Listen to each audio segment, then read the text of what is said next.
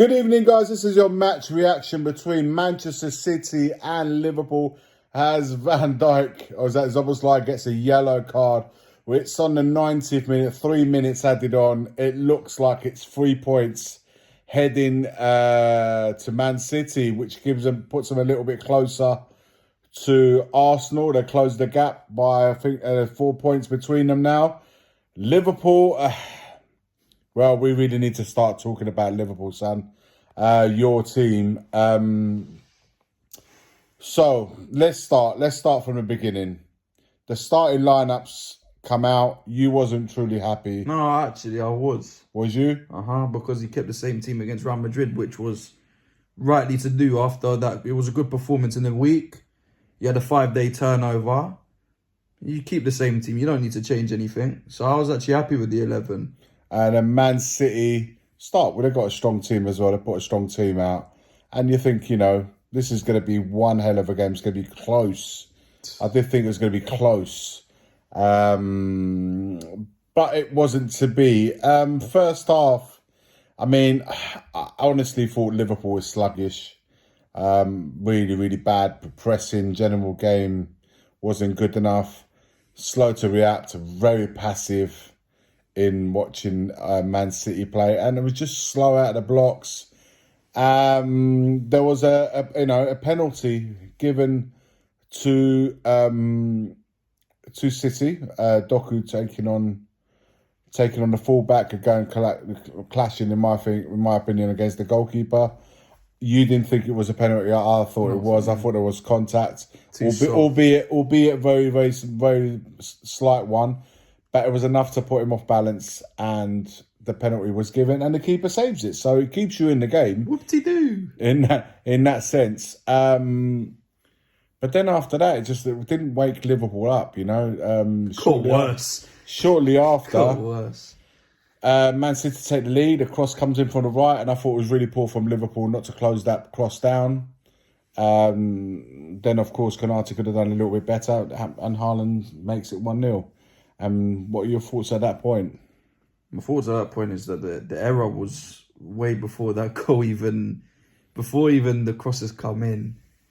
Liverpool locked them in the corner in their own half, and they played 5 passes, got out with it, switched the play, and they've run through. No pressure on the cross.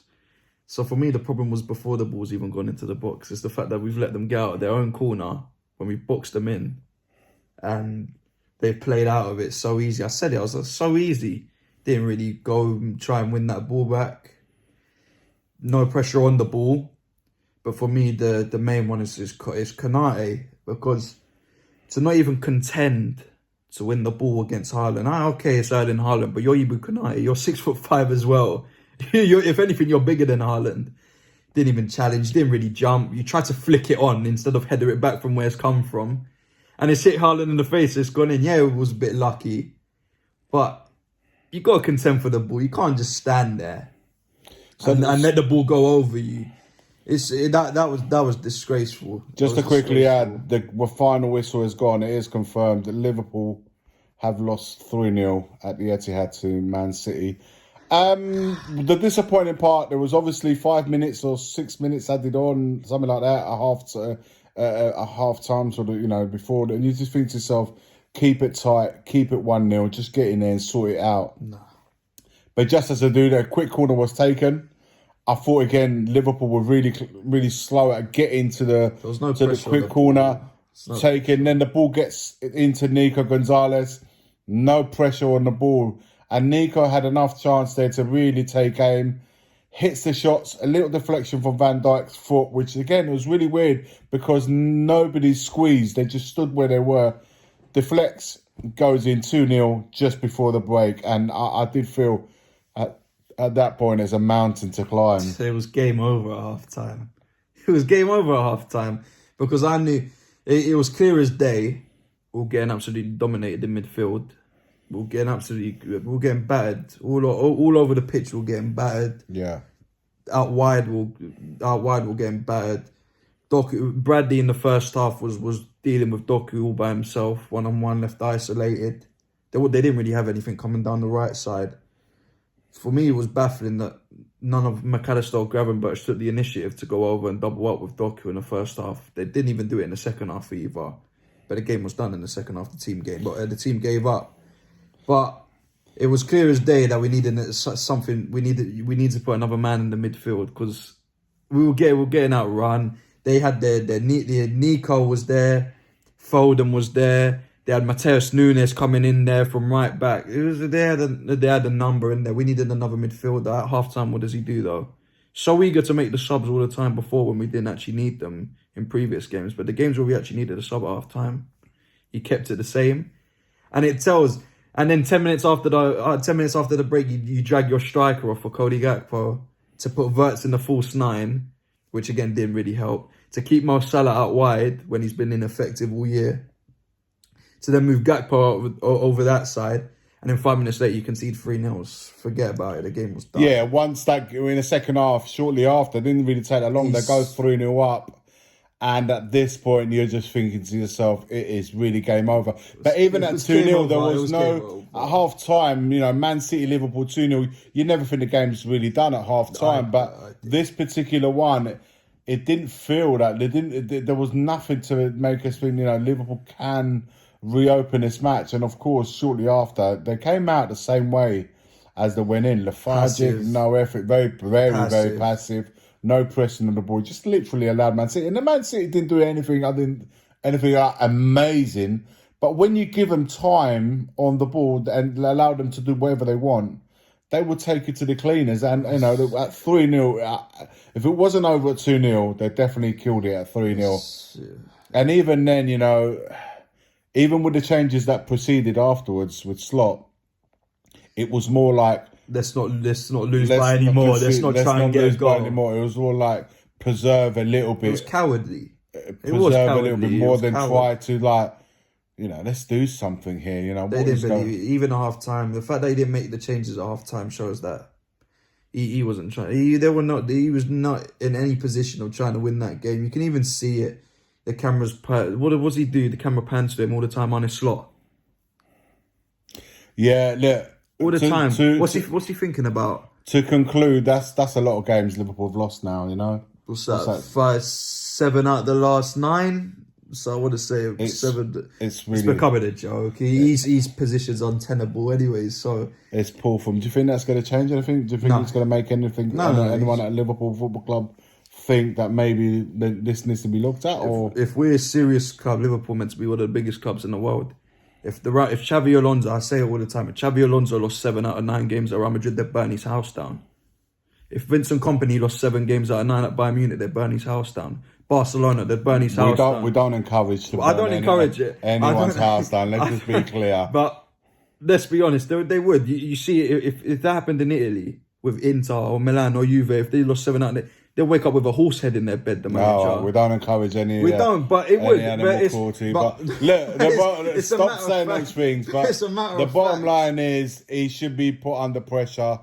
And I think he will. Look, he should have his P45. Eighth in the league on 18 points. They are now what? Just eight. We are closer to the relegation zone than we are at the top of the league. Let me put it like that. We're closer to the relegation zone than to Arsenal on top of the league, and we're the reigning champions. And Tottenham are above we spent 400 million. We're the reigning champions, and we're closer to the relegation zone. And even with our poor form at home, we're still above you. It's really not that cheap, honestly.